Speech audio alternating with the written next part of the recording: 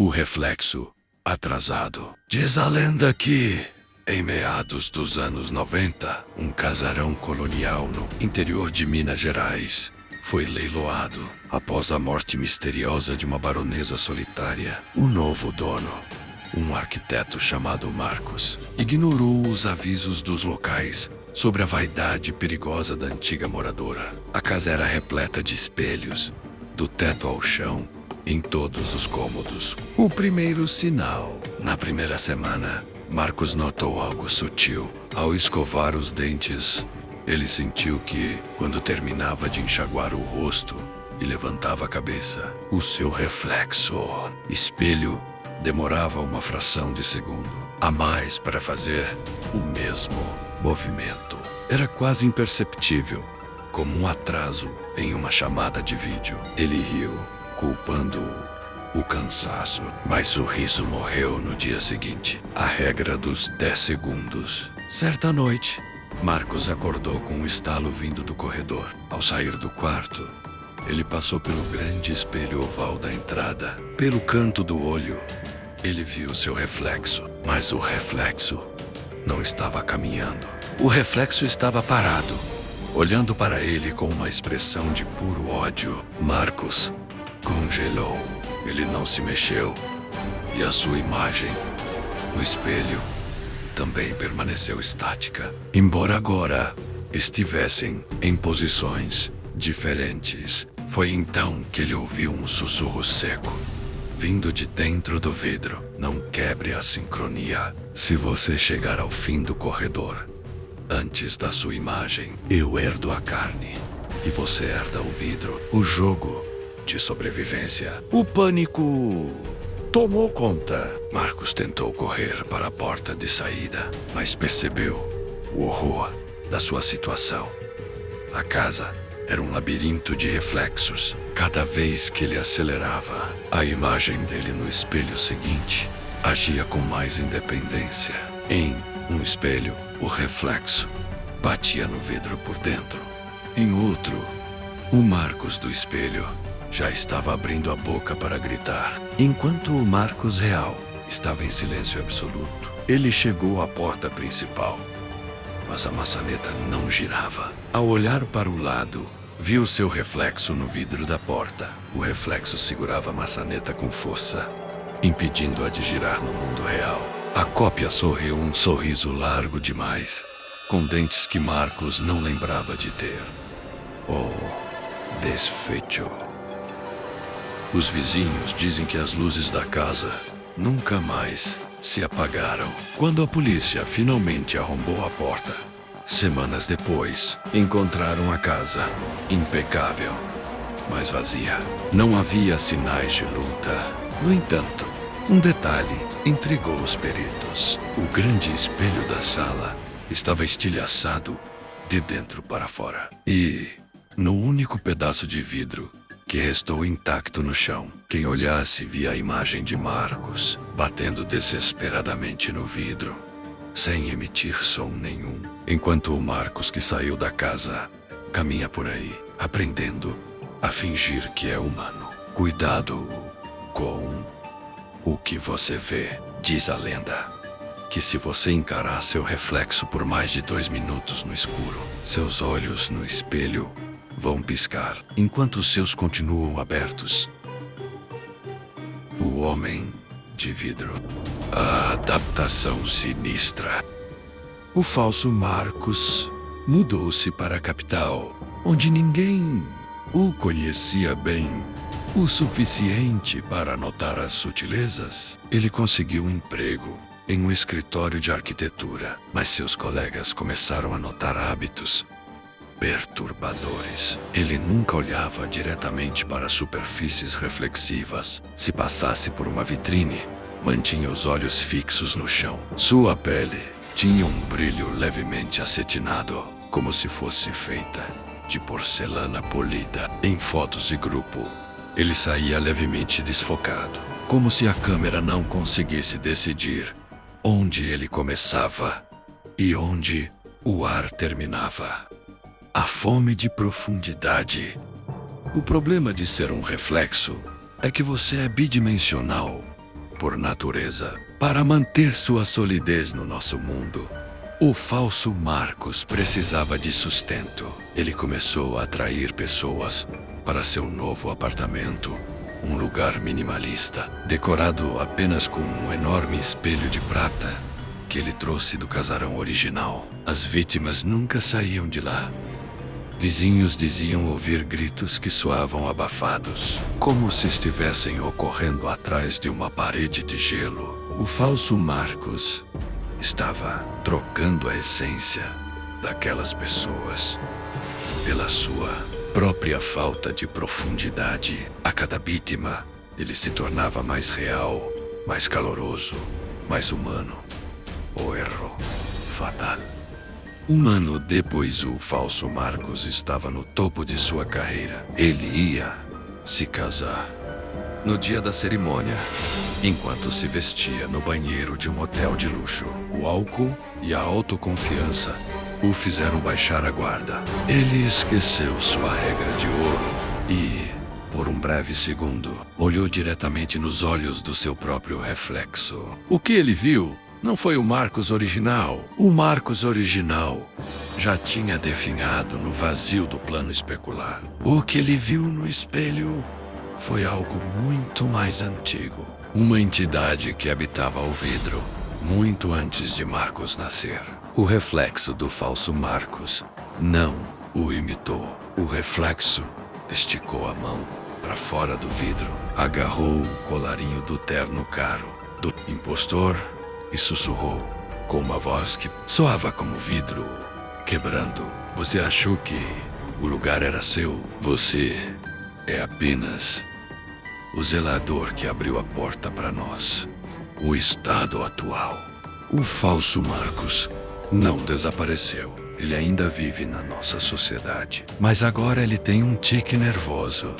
Ele usa óculos escuros o tempo todo, mesmo à noite. Dizem que ele faz isso porque, se você conseguir olhar bem no fundo das pupilas dele, não verá o seu próprio reflexo. Você verá uma galeria infinita de pessoas presas em salas de vidro, gritando, sem som, esperando que alguém olhe para o espelho por tempo demais, para que elas possam, finalmente, trocar de lugar. O véu de vidro. O presente de casamento. Na noite anterior ao casamento, após o incidente no hotel onde o falso Marcos quase foi puxado de volta, ele entregou a Alice uma joia de família, um amuleto de prata com um pequeno fragmento de vidro polido no centro. Use isso amanhã, ele disse. Ele vai garantir que nunca fiquemos separados. Alice, apaixonada, colocou o colar. Naquela noite, ela teve o primeiro pesadelo. Ela sonhou que estava andando por uma galeria de arte, onde todos os quadros eram espelhos, mas em cada um deles, as molduras estavam sangrando. A transformação no altar.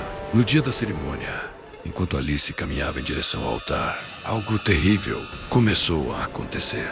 Quem estava presente jura que, conforme ela se aproximava de Marcos, a aparência dela ia mudando. A pele de Alice começou a perder a opacidade, tornando-se translúcida, como papel celofane. Seus olhos, antes castanhos vivos, tornaram-se duas esferas prateadas, refletindo perfeitamente os convidados horrorizados nos bancos da igreja. Quando Marcos tocou a mão dela para colocar a aliança, não houve o som de pele contra pele, mas um clique metálico, como dois copos de cristal se tocando. O beijo final. No momento do beijo, Alice não sentiu os lábios de Marcos. Ela sentiu um vácuo. O amuleto em seu pescoço aqueceu até queimar, e ela percebeu a verdade. O falso Marcos não a amava. Ele precisava de uma âncora. Como ele era um reflexo tentando ser carne, ele precisava transformar alguém de carne em um reflexo para equilibrar a balança cósmica. Alice não gritou. Ela não conseguiu. Sua boca se abriu, mas o que saiu foi apenas o som do vento, passando por um gargalo de garrafa. Onde está Alice agora? Hoje, se você for a qualquer exposição de arte moderna e encontrar uma mulher de elegância impecável, que usa sempre um véu fino sobre o rosto e nunca toca em ninguém, pode ser ela. Alice tornou-se a mulher vitrine. Ela é o disfarce perfeito para o falso Marcos. Enquanto ele finge ser um homem de negócios de sucesso, Alice é quem faz o trabalho sujo. Ela atrai novas vítimas, não para matá-las, mas para que elas olhem para ela. Dizem que se você conseguir ver o rosto de Alice por trás do véu, você não verá uma mulher. Você verá uma janela que mostra o Marcos original, envelhecido e louco, ainda batendo no vidro do outro lado, implorando para que você quebre o espelho e o liberte, mesmo sabendo que, se você o fizer, o que sair de lá não será mais humano. O perigo está nos detalhes. Dizem que a casa onde eles moram hoje não tem janelas, apenas espelhos voltados para fora. O arquiteto do vazio, a geometria da loucura. Dentro do vidro, o mundo era uma versão distorcida e silenciosa da nossa realidade. Marcos via Alice e o impostor através da janela, mas tudo era cinza e sem cheiro. Ele tentou quebrar o vidro por dentro, mas suas mãos não feriam a superfície. Elas apenas criavam ondas, como se ele estivesse socando a superfície de um lago congelado. Ele percebeu que para sair não precisava de força física, mas de vontade geométrica. Como arquiteto, ele começou a entender as regras daquele lugar. Ele descobriu que as quinas dos espelhos eram pontos de dobra. Se ele se posicionasse no ângulo exato de Cirque, entre dois reflexos, ele conseguia ouvir os pensamentos do impostor. 2. O sacrifício da identidade. Para sobreviver ao frio do vazio, Marcos teve que deixar de ser humano. Ele parou de tentar gritar. Ele parou de tentar bater no vidro. Ele começou a esticar sua própria forma. No mundo dos reflexos, você é feito de luz capturada. Para se tornar forte o suficiente para lutar, Marcos começou a caçar outros reflexos. Ele consumiu as imagens perdidas de pessoas que passaram diante dos espelhos da casa. O reflexo de um carteiro, o de uma vizinha curiosa, o de um gato. Ele se tornou uma amálgama de silhuetas. 3. A quebra do equilíbrio. O fim chegou na noite em que o impostor, agora vivendo com a Alice de vidro, cometeu um erro de vaidade. Ele comprou um espelho antigo de moldura negra, sem saber que aquele era o espelho primordial, o portal de onde sua espécie havia saído. Marcos, agora uma entidade composta de 1000 faces, viu a oportunidade. No momento em que o impostor se admirava no espelho novo, Marcos não tentou sair. Em vez disso, ele fez algo muito pior. Ele puxou o mundo real para dentro. Marcos não recuperou seu corpo. Ele estilhaçou a barreira de tal forma que o quarto de hotel, onde o impostor estava, começou a ser sugado. O teto rachou como cristal. O chão tornou-se líquido e prateado. O destino final, o nó eterno. Não houve um vencedor claro. O Marcos original e o impostor se fundiram em um combate frenético. Uma massa de carne e vidro que se contorcia no chão. No final, o espelho negro implodiu, levando ambos para um estado de existência que a ciência humana não consegue explicar. Resultado: o Marcos original não morreu. Mas ele não é mais um homem. Ele se tornou a própria moldura. Ele agora é o guarda da fronteira entre os dois mundos. Se você olhar para um espelho à noite e vir um borrão escuro no canto da moldura,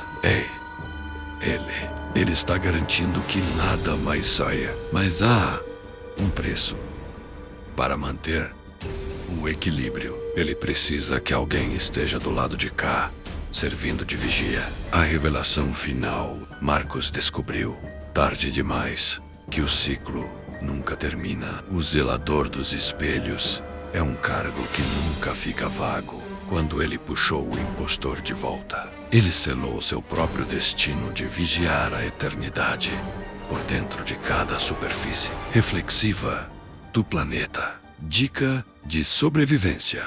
Se você sentir que sua casa está brilhante demais, ou se começar a ver vultos nas molduras dos seus espelhos, cubra-os com panos pretos por 3 dias. É o tempo que Marcos precisa para expulsar qualquer coisa que esteja tentando atravessar.